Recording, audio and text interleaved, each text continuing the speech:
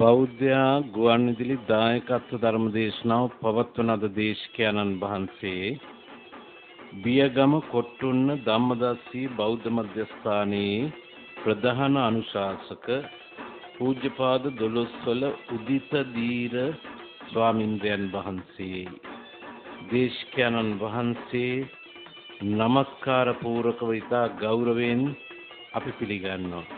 සාදු සාදු සාදු.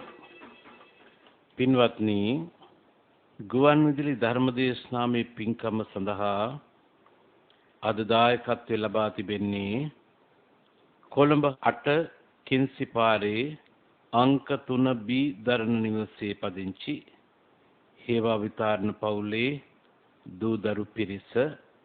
මේ දායකත්වය සම්පූර්ණ දායකත්වයක් ලෙසින් ලබා තිබෙනවා.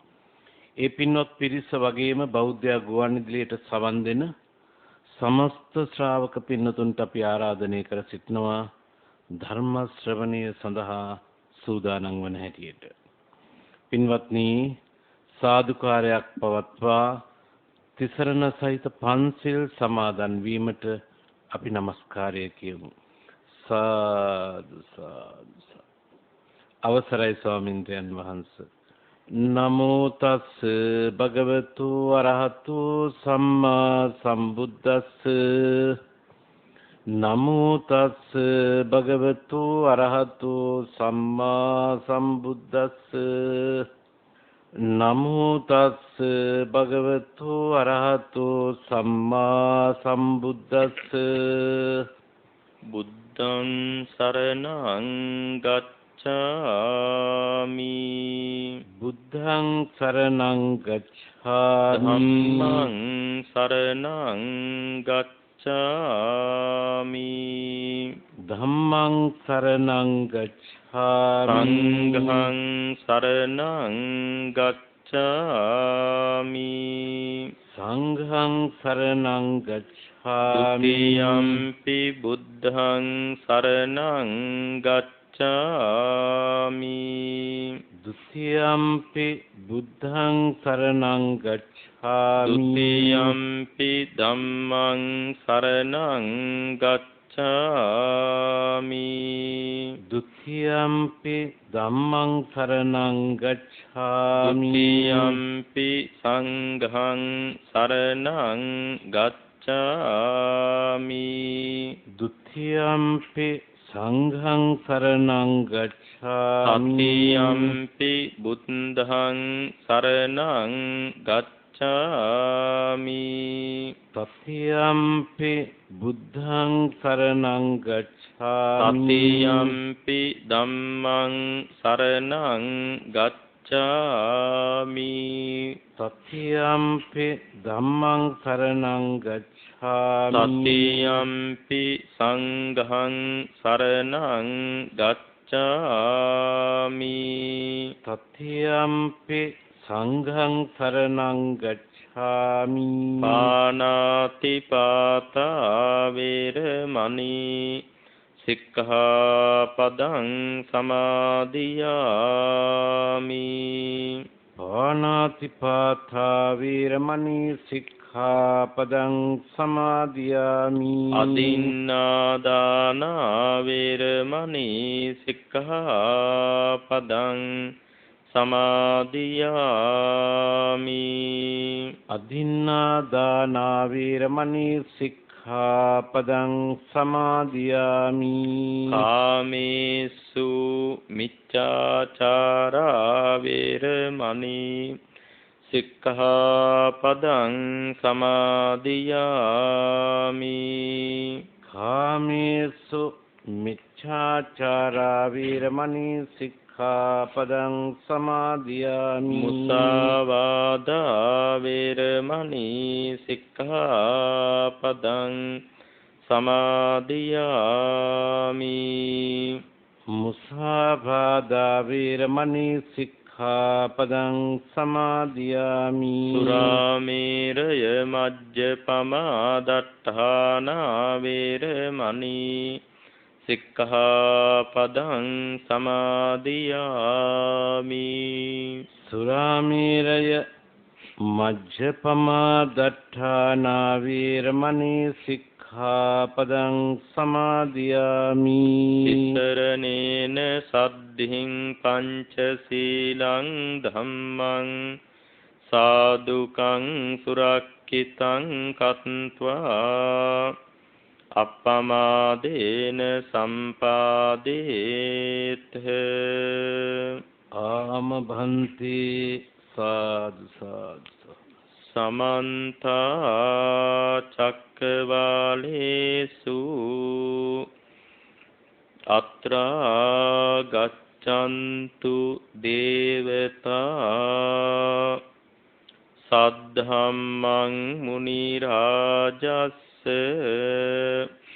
සුනන්තු සග්ග මොක්ඛදං ධම්මස්සවන කාලෝ අයං භදන්තා ධම්මස්සවන කාලෝ අයං භදන්තා සද්ධම්මස්සවන කාලෝ අයං භදන්තා. සාදු සාදු. නමෝ තස්ස භගවතෝ අරහතෝ සම්මා සම්බුද්දස්ස.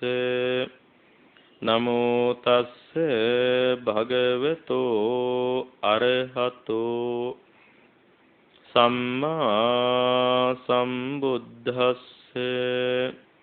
නමෝ තස්ස භගවතෝ අරහතෝ සම්මා සම්බුද්දස්ස.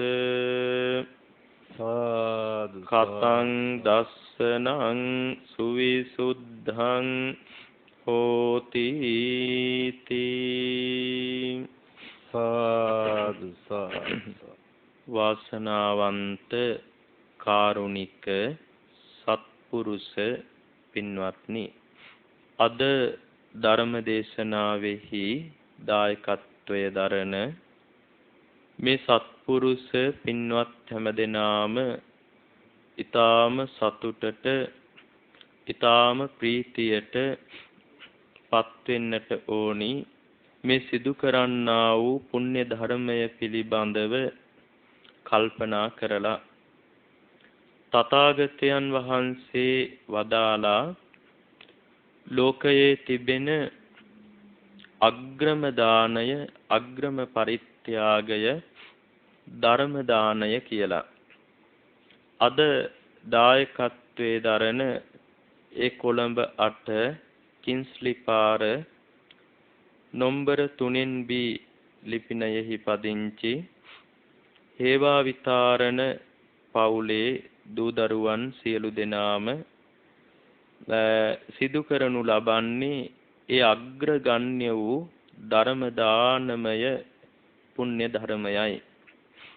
විශේෂයෙන් මේ පින්වත් පිරිස සම්බුද්ධ ශාසනය කෙරෙහි ප්‍රසන්න බුදු සසුනට බොහෝ සෙයින් උදව් උපකාර කරන, ඒ වගේම අපගේ විහාරස්ථානය ඉදිකිරීමේදීත් බොහෝ සෙයින් තමන් සතු ධනය විසඳා කටයුතු කළ උදව් උපකාර කළ සත්පුරුෂ පිරිසක් බව පුණ්‍යානුමෝදනා පූර්වකව පළමුව සිහිපත් කරන්නට කැමැතියි. අද අපේ ධර්ම දේශනාවේ මාතෘකාව කිංසු කෝපම සූත්‍රය. මේක සංයුත්ත නිකායේ උගන්වන ධර්ම දේශනාවක්. කිංසු කෝපම සූත්‍රය කියලා කියන්නේ මෙම සූත්‍ර දේශනාවේ තිබෙන්නේ කෑල ගසක් උපමා කරගෙන කළා වූ ධර්ම දේශනාවක්. ඉතින් අපි බලමු මේ සූත්‍ර දේශනාව. එක්තරා ස්වාමින් වහන්සේ කෙනෙක් තව ස්වාමින් වහන්සේ කෙනෙක් ළඟට තවත් භික්ෂුවක් ළඟට ගිහිල්ලා කිත්තාවතානුකෝ ආවුසෝ භික්ඛුනෝ දස්සනං සුවිසුද්ධං හෝති කියලා ප්‍රශ්නයක් ඇහුවා. අහනවා ප්‍රශ්නයක් ඇවැත්නි භික්ෂුවගේ දර්ශනය දර්ශනය කියන්නේ අවබෝධය කොහොමද සුවිසුද්ධ වෙන්නේ සුවිසුද්ධ කියන්නේ ඊටාම පිරිසිදු අවබෝධයක් බවට පත් වෙන්නේ කොහොමද මේකෙන් කියන්නෙම මාර්ගඵල ලැබීම වැනි බොහෝම උසස් ස්වභාවයකට පත් වෙලා අවබෝධය පිරිසුදු කරගන්නේ කොහොමද කියලා ප්‍රශ්නයක් ඇහුවා. ඉතින් ඒ භික්ෂුව දන්න තරමින් පිළිතුරක් දුන්නා උන්වහන්සේගේ අදහස කිව්වා. ඒ තමයි චන්නං පස්සායතනං සමුදයංච අත්ථංගමංච යථා භූතං පජානාති එත්තාවතාකෝ ආවුසෝ භික්ඛුනෝ දස්සනං සුවිසුද්ධං හෝති කියනවා ඇවැත්නි ස්පර්ශ ආයතන හයක් තිබෙනවා. ඔය ස්පර්ශ ආයතන හයෙහි සමුදයයි සමුදය කියන්නේ හට ගැනීම අත්ථංගමය කියලා හඳුන්වනවා නැතිවීම නැත්නම් නිරුද්ධ වීම මේ ස්පර්ශ ආයතන හයෙහි සමුදයයි අස්ථංගමයයි යථා භූතං පජානාති ඒ විදිහටම දකිනවා නම් තියෙන විදිහටම යථාර්ථයෙන් එපමණකින් යාගේ අවබෝධය පිරිසිදු වෙනවා කියලා ප්‍රකාශ කළා. ඒ උන්වහන්සේට ලැබිච්ච පිළිතුර අර ප්‍රශ්නේ අහපු ස්වාමින් වහන්සේට ලැබුණ පිළිතුර.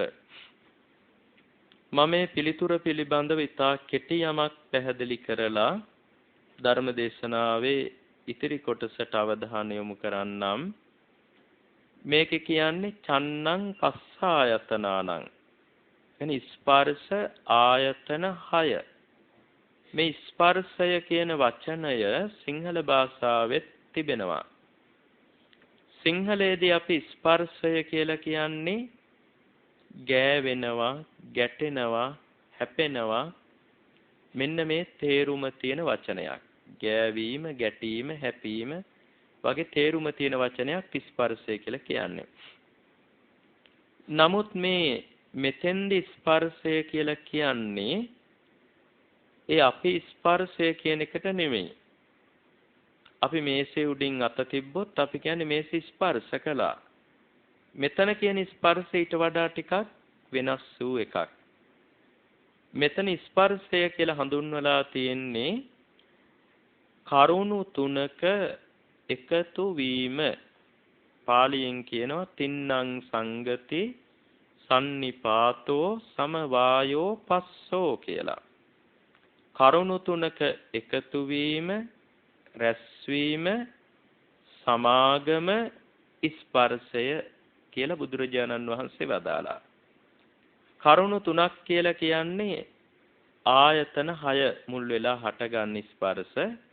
බලන්න පළවෙනි ආයතනය තමයි පළවෙනි ඉන්ද්‍රිය ඇස.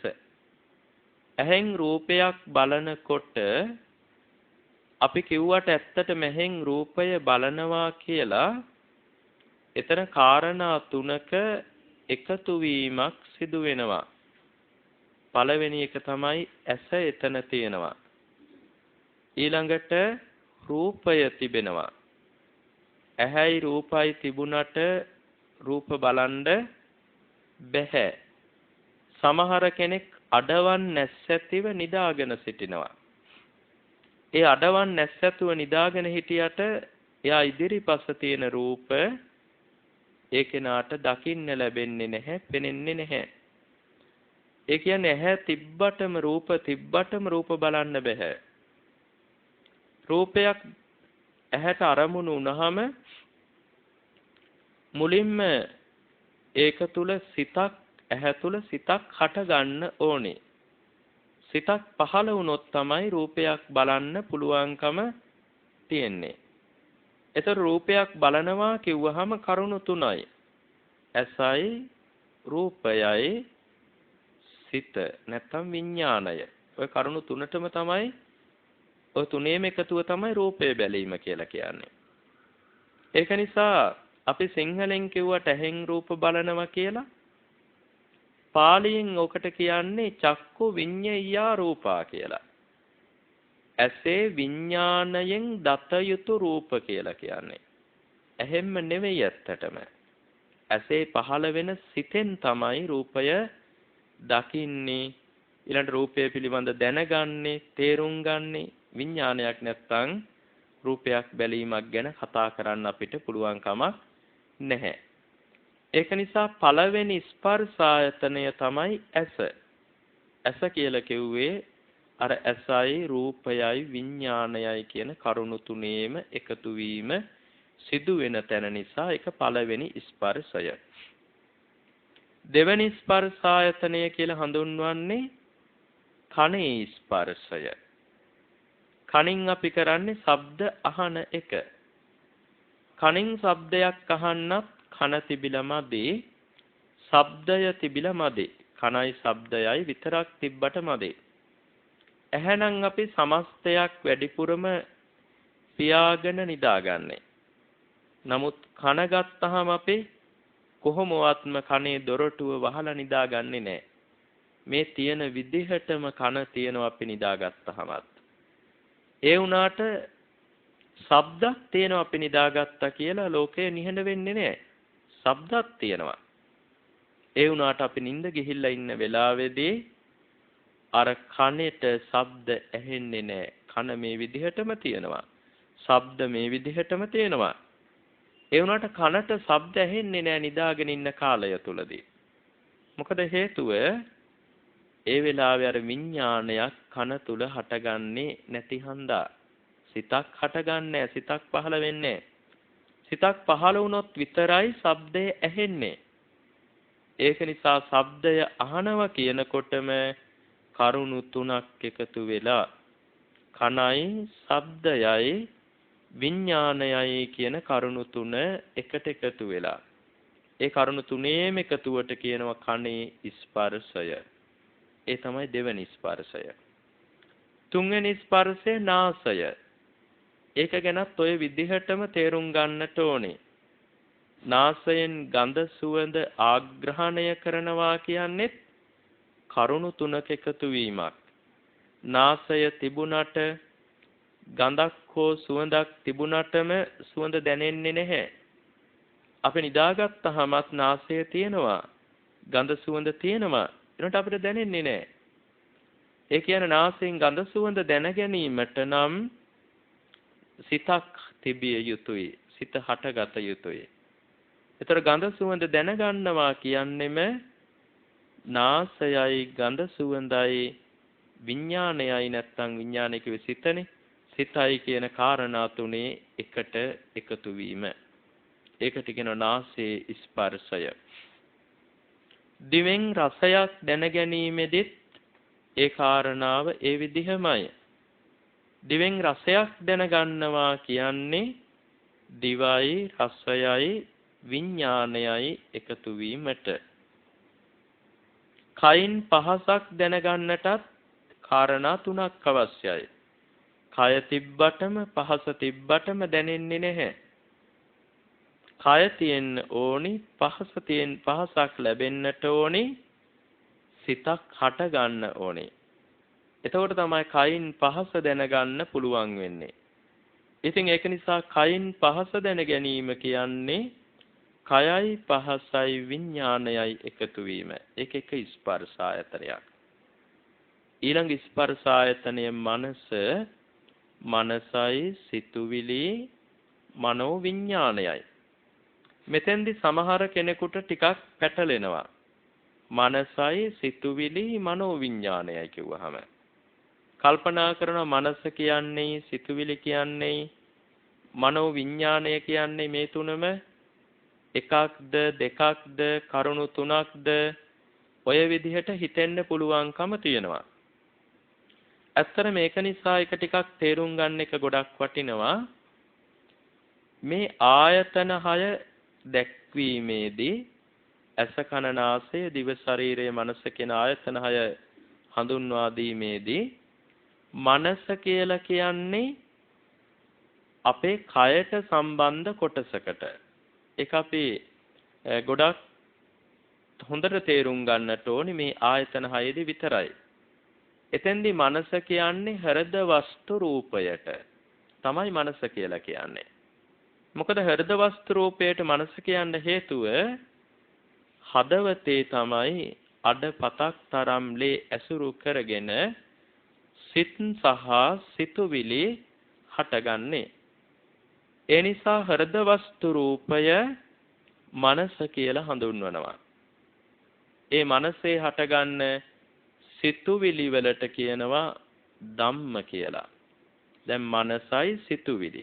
සිතුවිලි වලට පාලියෙන් කියන්නේ ධම්ම කියලා. මනස සිතුවිලි. ඊට පස්සේ විඥානයක් එතනක් තියෙනවා. විඥානය කියලා කියන්නේ අර සිතේම තියෙන ස්වභාවය සිතුවිලි දැනගන්න පුළුවන් ස්වභාවයක් හිත තුල තියෙනවා. ඒ දැනගැනීමේ ස්වභාවයට තමයි විඥාන කියලා කියන්නේ. දැනීම කියන එකයි. බලන්න තුන මනසින් සිතුවිල්ලක් හිතන්න මනස අවශ්‍යයි. සිතුවිලි විඥානයක් ඇතිවීම අවශ්‍යයි. ඔය තුනට කියනවා මනසේ ස්පර්ශය. ඔන්න ස්පර්ශ ආයතන 6 සමුදය අස්තංගමය.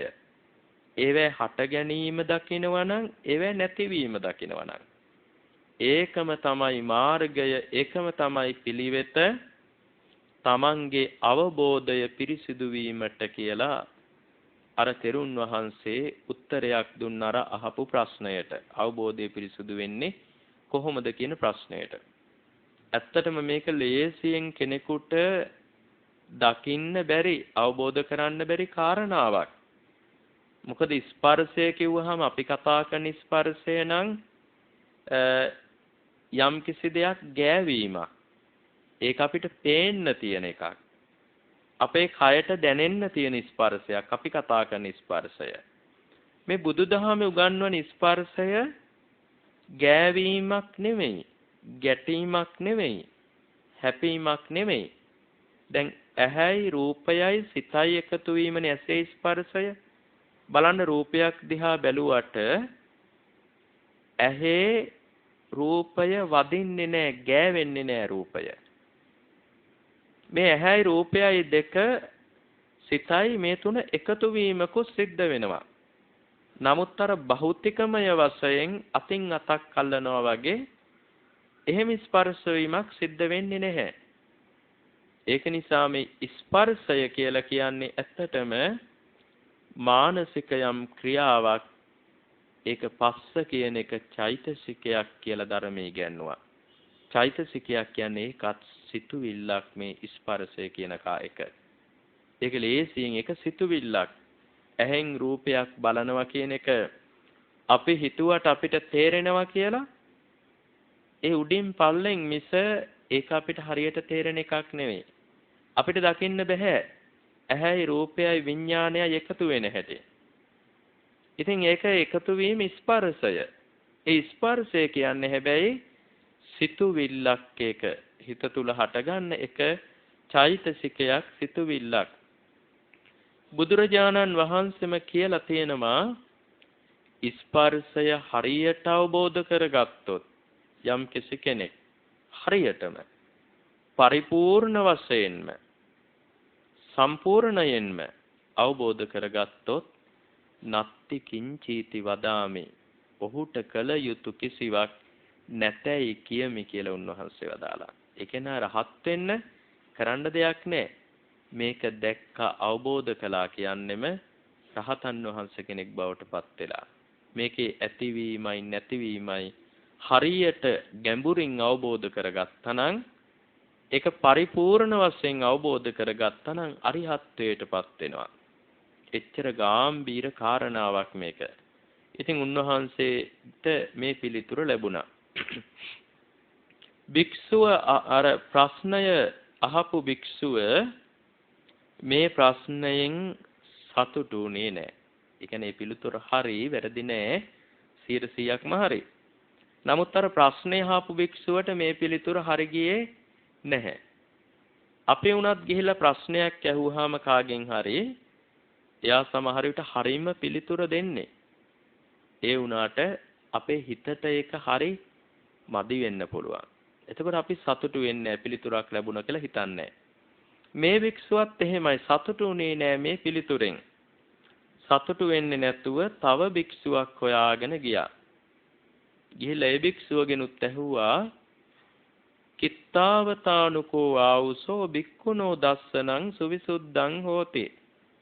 කොහොමද ඇවැත්නි භික්ෂුවගේ අවබෝධය ඊටාම පිරිසුදු බවට පත් වෙන්නේ කොහොමද? අවබෝධය පිරිසුදු කරගන්න තියෙන ක්‍රමය මොකද්ද? එහෙම කියලා ඇහුවා. උන්වහන්සේ පිළිතුරු දුන්නා පංචන්නං උපාදානස්කන්ධානං සමුදයංච අත්ථංගමංච යථා භූතං පජානාති එත්තාවතාකෝ ආවුසෝ භික්ඛුනෝ දස්සනං සුවිසුද්ධං හෝති. උන්වහන්සේගේ පිළිතුර තමයි උපාදානස්කන්ධ පහක් තියෙනවා. ඔය උපාදානස්කන්ධ පහේ සමුදයයි අස්තංගමයයි. ඒව ඇතිවීමයි නැතිවීමයි. හරියට අවබෝධ කරගත්තා නම් එයාගේ අවබෝධය දර්ශනය පිරිසුදු වෙනවා කියලා ප්‍රකාශ කළා. උපාදානස්කන්ධ පහ කියලා කිව්වේ පංච උපාදානස්කන්ධ පහ කියලා කිව්වේ පංච උපාදානස්කන්ධයටමයි. රූප උපාදානස්කන්ධය, වේදනා උපාදානස්කන්ධය, සංඥා උපාදානස්කන්ධය, සංඛාර උපාදානස්කන්ධය, විඥාන උපාදානස්කන්ධය කියලා. මේ පහට තමයි උපාදානස්කන්ධ කියලා කිව්වේ. මේ පංච උපාදානස්කන්ධය මේකේ සමුදය කියන ඇතිවීමයි අත්ංගමය කියන නැතිවීමයි. මේක හරියට දකින්න පුළුවන් නම් අවබෝධ කරන්න පුළුවන් නම් එයාගේ අවබෝධය පිරිසුදු වෙනවා, ඊටා පිරිසුදු වෙනවා කියලා පිළිතුරක් ලබා දුන්නා. බලන්න ඒකත් බොහෝම ලස්සන පිළිතුරක්. අපේ දන්නවා මේ පංච උපාදානස්කන්ධය කිව්වහම පංච උපාදානස්කන්ධයේදී රූප කියලා මුලින්ම හඳුන්වලා තියෙන්නේ.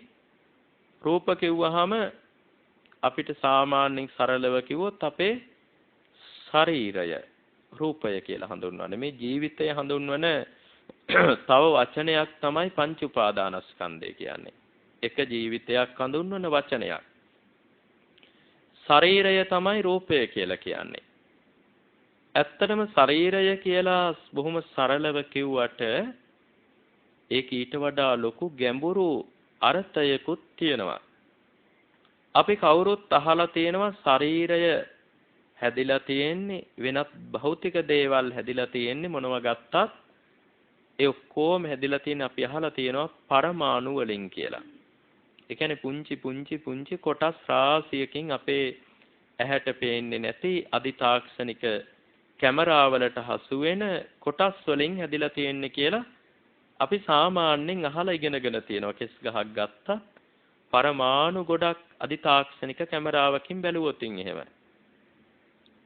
නමුත් බුදුදහමේ මේ පරමාණුව කියන වචනය උගන්වන්නේ නැහැ බුදුදහමේ. ඔය බුදුදහමෙන් කැඩිලා ගිය මහායාන දහමක් තිබුණා ස්වස්තික වාදයද කියලා. අන්නේ වාදය ඒ වාදයේ නම් මේ පරමාණුව කියන එක නමින් මේක තියෙන හැටි විස්තර ඔක්කොම කියලා දීලා තියෙනවා. ඉතින් ඒක ගොඩාක් ඉස්සර එකක් අපේ විද්‍යාවෙන් පරමාණු හොයාගන්න පෙර අපේ පොල්වත්තේ බුද්ධදත්ත කියන අග්ගමහා පඬිත නායක හිමිපාණන් වහන්සේ ඔය ඒ වාදීන්ගේ ග්‍රන්ථ අරගෙන විද්‍යාවේ ප්‍රකාශත් අරගෙන බොහොම දැඩි වාදයක් කළා. මෙයාලා පරමාණුව ගැන කිව්වේ මේ මහායාන බුදුදහමෙන් හොරකම් කරගෙන කියලා. එයාලා ඒ ටිකමයි කියලා තියෙන්නේ වෙන නම් ටිකක් විතරයි දාලා තියෙන්නේ කියලා ඒ පොල්වත්තේ බුද්ධදත්ත හාමුදුරුවෝ ලොකු තර්කයක් ඒ විදේශ රටවල් සමග ඒ කාලේ ගොඩනගලා තිබෙනවා. ඉතින් එහෙම සොයා ගැනීමක් තිබිලා තියෙනවා.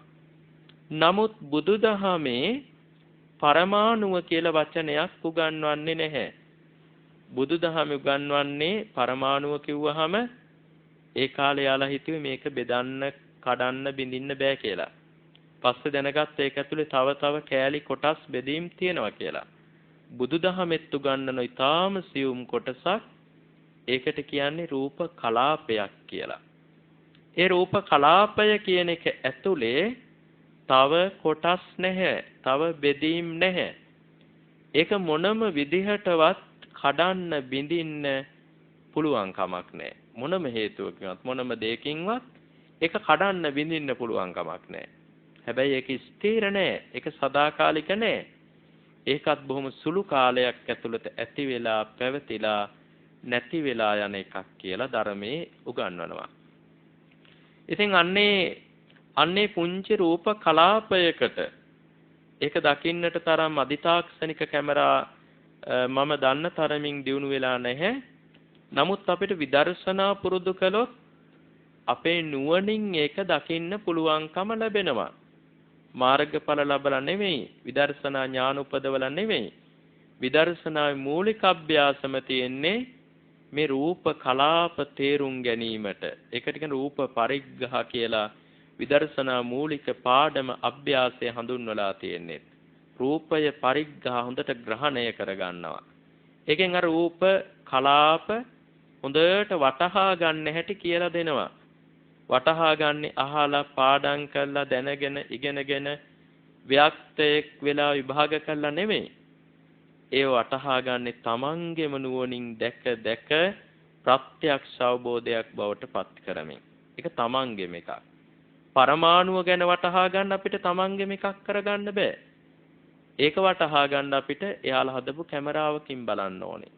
ඒ කැමරාවත් අපේ නෙවෙයි. එතකොට අපේ එකක් නෙවෙයි ඒ වටහා ගැනීම. අපි කැමරාවක් හැදුවත් ඒකත් අපේ අවබෝධයක් නෙමෙයි. අපි හදපු උපකරණයකට අහුවෙච්ච එකක් විතරයි ඒක. ඒකත් අපේ අවබෝධයක් නෙවෙයි ඇත්තටම. මේක නමුත් අපේම අවබෝධයක් ලෙසයි වටහා ගන්නෙ. ඉතින් එහෙම ගැඹුරු ඥානයක්, ගැඹුරු නුවණක් ඒකට තමයි මේ රූපය කියලා කියන්නේ. වේදනා කියලා කියන්නේ අපේ හිත තුල හටගන්න එක සිතුවිල්ලක්. ඒක වරක සැප වේදනා, සමහර වෙලාවට දුක් වේදනා, සමහරට උපේක්ෂා වේදනා මෙහෙම තියෙනවා. සංඥා කියලා කියන්නේ හඳුනා ගැනීම. ඒකත් හිතේ හටගන්න සිතුවිල්ලක්. සංඛාර කියලා කියන්නේ ඔය වේදනා කියන සිතුවිල්ලයි සංඥා කියන සිතුවිල්ලයි හැර අනික් සිතුවිලි ඔක්කොම තියෙන්නේ අපේ හිතේ හටගන්න වෙන සිතුවිලි තියෙන්නේ හරියටම 50යි. ඒ 50ට කියනවා සම 50 චෛතසික කියලා. ඒ සිතුවිලි 50ට තමයි සංඛාර කියලා කියන්නේ. වේදනා කියන්නේ එක සිතුවිල්ලක්, සංඥා කියන්නේ එක සිතුවිල්ලක්, ඊතුරු සිතුවිලි ඔක්කොටම කියන නම සංඛාර. ඒ කියන්නේ සිතුවිලි 50ක් තියෙනවා. ඊතර ඔක්කොම සිතුවිලි 52යි. ඒ 52කින් එකක් වේදනා, එකක් සංඥා. ඊතුරු 50 තමයි සංඛාර කියලා කියන්නේ. විඥාන කියලා කියන්නේ දැන ගැනීමට ඕනෑම දෙයක් දැනගන්නවා. ඒක තමයි විඥාණය. සිත කියලා කියන්නේත් ඒක තමයි. මෙන්න මේ පංච උපාදානස්කන්ධය සමුදය අත්ංගමය විදිහට ඇතිවීම, ඒ වගේම ඒවැය නිරෝධ වීම, ඒ තියෙන විදිහටම සිදුවෙන විදිහටම ගැඹුරු ඥානයකින් නුවණකින් අවබෝධ කරගත්තාම එයාගේ දර්ශනය නැත්නම් දැකීම අවබෝධය පිරිසුදු වෙනවා කියලා මේ තෙරුන් වහන්සේ පිළිතුරු ලබා දුන්නා. මේ ප්‍රශ්නය අහපු භික්ෂුවට ඒ පිළිතුරත් මදි. එයා ඒක අහලා සතුටු උනේ නැහැ.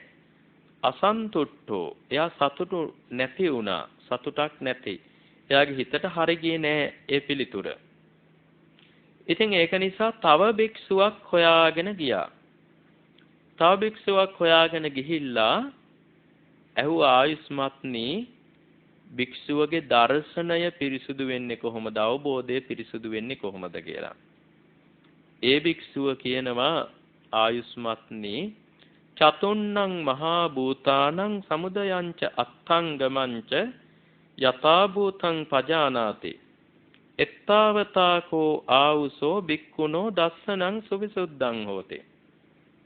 එවත්නි සතර මහා භූතයන්ගේ සමුදය කියන හට ගැනීමයි අත්ංගමය කියන නැති වී යාමයි. මේ දෙක දකින්න පුළුවන් නම් යථාර්ථයෙන් විදර්ශනා නුවණින් එයාගේ දර්ශනය අවබෝධයේ පිරිසුදු වෙනවා කියලා ප්‍රකාශ කළා.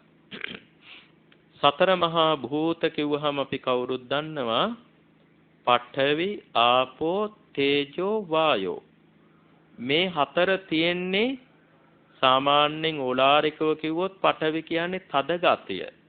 කෙස්වල තියෙනවා, ලොම්වල තියෙනවා, නියපොතුවල තියෙනවා, දත්වල, සම, මස්, නහර, ඇට මිදුළු, වකුගඩු, හදවතක්ම මෙයාගේ ශරීරයේ තියෙන ඉන්ද්‍රිය ඔක්කොගෙම මේ තද ගතිය තියෙනවා. ඒක ඕලාරිකව ගත්තොත් පඨවි ධාතුව. ගස් කොළන්, ගෙවල් දොරවල්, ගෘහෝපකරණ මේවෙත් තියෙනවා තද ගතිය. පඨවි ධාතුව එක බාහිර පඨවි ධාතුව. නමුත් අපි මේ ප්‍රකටව පේන්න තියෙන තද ගතිය ගැන නෙවෙයි හිතන්නේ බුදුදහමේ කතා කරන්නේ. අපි අර ඉස්සෙල්ලා කිව්වා රූපය කියන්නේ එක රූප කලාපයක් කියලා. අන්නේ රූප කලාපය තුල තියෙනවා පඨවි ධාතුව තද ගතිය. ඒ රූප කලාපය තුල තියෙනවා ආපෝ ධාතුව. ආපෝ කියන්නේ ජලයට. ඒ ජලයේ ස්වභාවය තමයි බැඳ තබන ස්වභාවය. ඉතින් අර රූප කලාපයක තුල තියෙනවා තව එකකට ඒක ඇලිලා තියෙන්න පුළුවන් ගතියක්. ඒකයි කෙස් ගහක් එක ගහක් විදියට තියෙන්නේ. නැත්තම් කෙස් ගහක් කෙල්ලෙනකොට අර පොඩි පොඩි රූප කලාප ටික වැටෙන්න ඕනේනේ වෙනම. ඒ වැටෙන්නේ නැතුව එකට ඇලිලා තියෙන්නේ අර ටික එක ගහක් විදියට පිහිටලා තියෙන්නේ අර එක එක රූප කලාපය තුල තියෙනවා ඇලෙන ස්වභාවයක්, බැඳෙන ස්වභාවයක්. ඒ බන්ධන ලක්ෂණෙන් තමයි පරමාණු ගත්තත් එහෙමයි එකින් එකට බැඳිලා තියෙන්නේ වෙන් වෙන්නේ නැතුව. ඒ රූප කලාපවල තියෙන බැඳිලා තියෙන ලක්ෂණයට තමයි කියන්නේ ආපෝ ධාතු කියලා. හැම රූප කලාපයකම මේක තියෙනවා. තේජෝ කියන ලක්ෂණයත් හැම රූප කලාපයකම තියෙනවා. ප්‍රබලව ගත්තොත් අපේ ශරීරයේ උෂ්ණත්වයේ තියෙනවා තේජෝ කියන්නේ. නමුත් අර ගැඹුරින් ගත්තාම අර රූප කලාපය තුල ඒක තියෙනවා. ඊළඟ එක තමයි වායෝ කියන සුළඟ. ওই රූප කලාපවල තියෙනවා පිම්බෙන හැකිලෙන ස්වභාවයක් නිරතුරුවම. ඒ පිම්බෙන හැකිලෙන ස්වභාවයට තමයි වායෝ කියලා කියන්නේ. ඉතින් ඒක නිසා හැම රූප කලාපයක් තුලම පඨවි ආපෝ තේජෝ වායෝ මේ හතරම තියෙනවා. ඔන්න එතකොට ඒ හතරේ ඇතිවීම නැතිවීම දකින්න නම් ඒක මේ ඕලාරිකව කෙස් ටිකක් පොළවට වැටිලා පස් වෙනවා අනිත්‍යයි කියලා හිතලා වැඩක් වෙන්නේ නැහැ. ඒක අනිත්‍යයි තමයි. නමුත් කෙස් ටික පොළවට වැටිලා පස් වෙනවා දැක්කට අනිත්‍ය අවබෝධ කරගත්ත වෙන්නේ නැහැ. මුස්ලිම් මිනිස්සෙක්ගෙන් ඇහුවත් කෙස් ටික පොළවට දාලා තිබ්බොත් මොකද වෙන්නේ කියලා එයා දන්නවා ওই ටික දිරලා යනවනේ කියලා. අනිත්‍යය කියන වචනේ දන්නේ නැති වෙයි. නමුත් එයා දන්නවා ඒක අනිත්‍යයි කියලා. වචනෙන් විතරයි දන්නේ නැත්තේ. ඊළඟට මැරුණොත් මොකද වෙන්නේ? පොළොවට පස් වෙනව නේද කියලා එයා දන්නවා. ඒ අනිත්‍ය බව නෙවෙයි මේ. මේක ඊටාම ගැඹුරු වූ ඥානයක්. තමන්ගේ නුවණින් දකින අනිත්‍ය බවක් මුස්ලිම් කෙනෙකුටත් දකින්න පුළුවන් එකක් නම් නෙවෙයි. ඕලාරික එකක් නොවේ. අර රූප කලාපයක් තුල තමයි මේ පඨවි ධාතුව, මේ ආපෝ ධාතුව, තේජෝ ධාතුව, වායෝ ධාතුව සමුදය අස්තංගමයේ වශයෙන් දකින්න පුහුණු කරන්නේ. ඉතින් එහෙම දැක්කොත් දර්ශනය පිරිසුදු වෙනවා කියලා ප්‍රකාශ කළා. මේ භික්ෂුවට ඒ පිළිතුරත් හරි ගියේ නැහැ. ඒකත් මදි. ඒකෙනුත් සතුටුුනේ නැහැ. ඒ භික්ෂුව ගියා තවත් භික්ෂුවක්ව හොයාගෙන. ගිහිල්ලා ඇහුවා "ඇවැත්නි කොහොමද දර්ශනය පිරිසුදු වෙන්නේ?"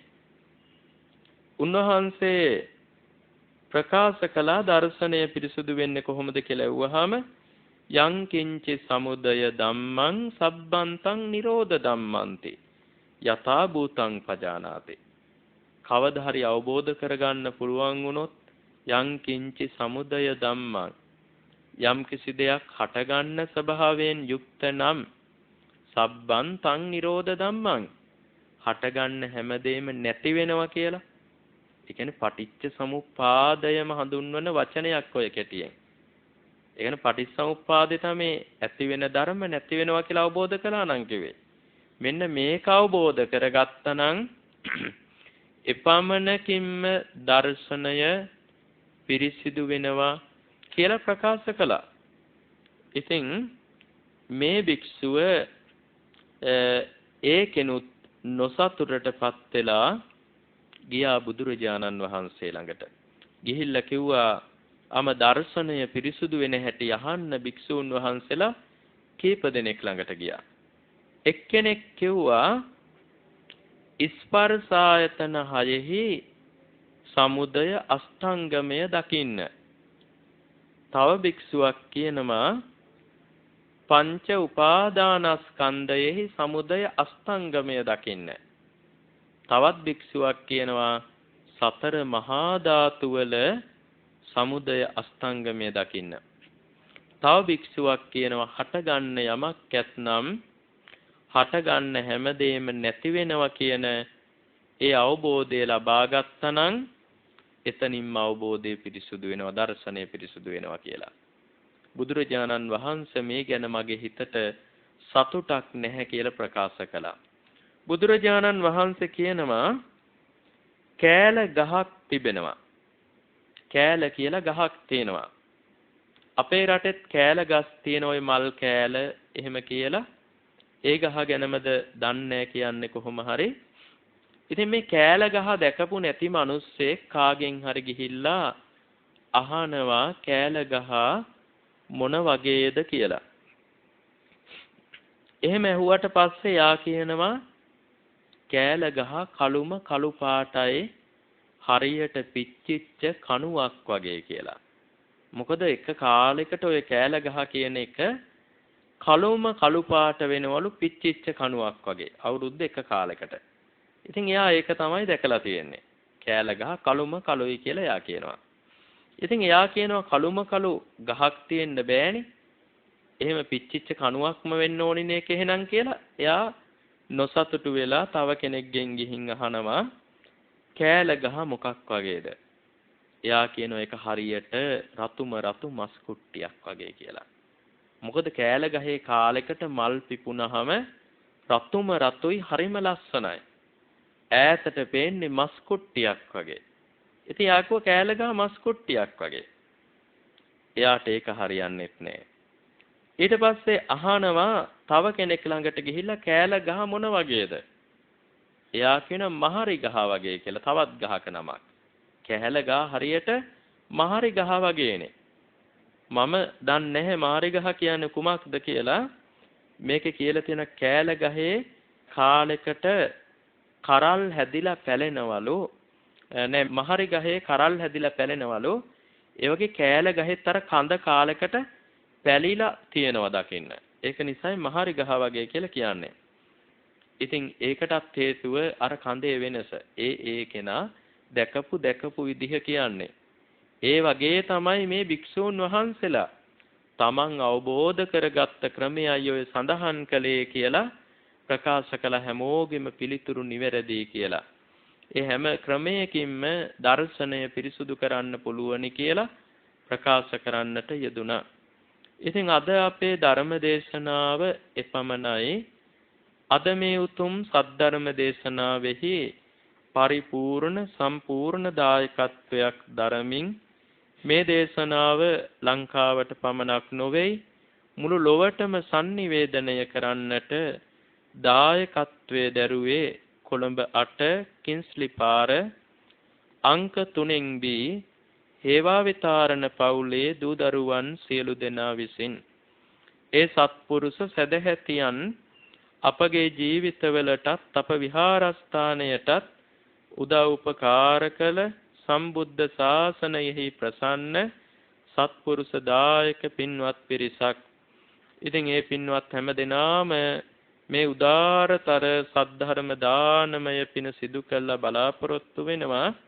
පරලෝ සැපත් වී හේවා විතරණ පියතුමාණන්ටත් කේ.එල්. ජයවර්ධන පරලෝ සැපත් ඒ බෑනානන් වන දොස්තර මහත්මාණන්ට පුණ්‍යානුමෝදනා කිරීමට ආදරණීය පියාණන් වහන්සේටත් ජයවර්ධන දොස්තර මහත්මාණන්ටත් මෙපින් අත්පත් වේවා. ඔවුන්ගේ පරලෝක ජීවිත සැපවත් වේවා, වාසනාවන්ත වේවා. සසර ගමන සුවපත් වී සසර දුකින් අත් මිදී ලෝකෝත්තර නිර්වාණයෙන් සැනසීම ලබත්වා කියලා සාදු කියලා පින් දෙමු. ඒ වගේම විශේෂයෙන් බලාපොරොත්තු වෙනවා කේ.සී. හේවා විතරණ ආදරණීය මෑණියන් වහන්සේට අවුරුදු 86ක් පරිපූර්ණ වීම නිමිත්තෙන් එම 86 වන ජන්මදිනය නිමිත්තෙන් එතුමියට සෙත් ප්‍රාර්ථනා කරන්ඩ තමන් හදා වඩා ඇතිදැඩි කළ තමන් සදානාය ගැති ආදරණීය මෑණියන්ට සෙත් ප්‍රාර්ථනා කරන්ඩ තුනුරුවන්ගේ ආශිර්වාදය ප්‍රාර්ථනා කරන්ඩ මේ පින්කම සංවිධානය කළේ. මෑණියන් වහන්සේ නිදුක් වේවා, නිරෝග වේවා, 120 දිගාසිරි ලබත්වා, නිරතුරුවම දහම් සිතුවිලි තුල සිත පවතිවා, ඊ타ම නිරෝගීව සුවසේ ගුණදහම් පුරාගෙන ජීවත් වී ඊතා ඉක්මන් ජීවිතයක ලෝකෝත්තර නිර්වාණය අවබෝධ කරන්න මෑණියන්ට මේ පින් උපනිශ්‍රය වේවා කියලා සාදු කියලා ප්‍රාර්ථනා කරමු. මේ උදාර පින්කම සිදු කළ හේවා විතරණ පවුලේ දූ දරුවන් හැමදෙනාම සහභාගී වූ හැමදෙනාමත් පවුල්වල සියලු දෙනා සපිරිවරින් නිදුක් නිරෝගී සුව දිගාසිරි ලබත්වා සියලු යහපත් ධර්ම ප්‍රාර්ථනාවන් සමෘද්ධිමත් වේවා. මේ උදාර කුසලය මේ සම්බුද්ධ ශාසනය තුලදීම ඊ타මික්මන් ජීවිතයකදී බුද්ධාදි මහෝත්තමයන් නිවීසනසේ පැමිණ වදාළ නිත්‍ය මංගල පරම සුන්දර ලෝකෝත්තර අජරාමර අමා මහ නිර්වාණ අවබෝධය පිණිසම උපනිශ්‍රය වේවා කියා සාදු කියා ප්‍රාර්ථනා පිහිටුවමු. ආකාසට්ටා ච බුම්මට්ටා දේවා නාග මහිද්దికා පුඤ්ඤන්තං අනුමෝදිත්වා චිරං රක්ඛන්තු ලෝක සාසනං චිරං රක්ඛන්තු දේශනං චිරං රක්ඛන්තු මං පරන්ති. හැම දිනාටම තෙරුවන් සරණයි. සාදු සාදු සාදු. අද ධර්මදේශනාව පැවැත් වූ ගෞරවනීය දේශකයන්න් වහන්සේ බියගම කොට්ටුන්න කල්යාණ මාවතේ ධම්මදස්සී බෞද්ධ මධ්‍යස්ථානයේ ප්‍රධාන අනුශාසක පූජ්‍යපාද දොළොස්වල උදිතදීර ස්වාමීන්ද්‍රයන් වහන්සේ දේශකයන්න් වහන්සේ සිදු කරන ශාසනික මෙහෙවර තවත් চিරාත් කාලයක් සිදු කරන්නට ගෞරවනීය ස්වාමීන්ද්‍රයන් වහන්සේට ශක්තිය ධෛර්යය නිදුක් නිරෝගී සුවය ලැබේවායි අපි ප්‍රාර්ථනා කරමු. साधु साधु साधु.